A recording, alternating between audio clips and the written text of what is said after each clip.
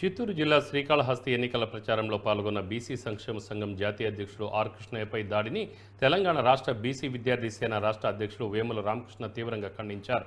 OU arts కళాశాల వద్ద విద్యార్థులు నల్ల బ్యాడ్జీలతో నిరసన తెలిపారు.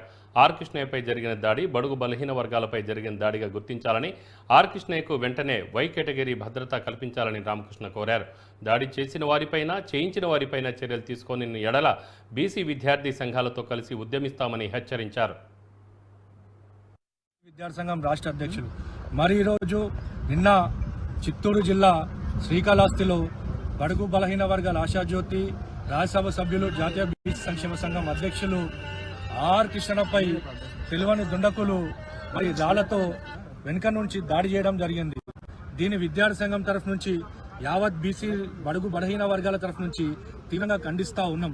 ఏదైతే కృష్ణపై జరిగిన దాడి యావత్ బడుగు బలహీన వర్గాల మీద దాడి, ప్రజాస్వామ్యం మీద దాడి.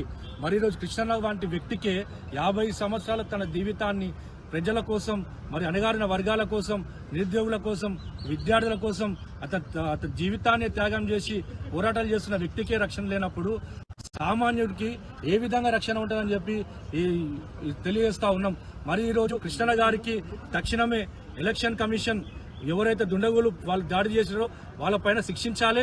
ఎవరైతే దుండగులు చేయమని ప్రోత్సహించారో వాళ్ళని కూడా ఎంబటే శిక్షించాలని కూడా ఎలక్షన్ కమిషన్ డిమాండ్ చేస్తా ఉన్నాం. అదేవిధంగా కృష్ణ గారికి Y+ కేటగిరీ కేటాయించాలని కూడా ఎలక్షన్ కమిషన్ ని డిమాండ్ చేస్తా ఉన్నాం.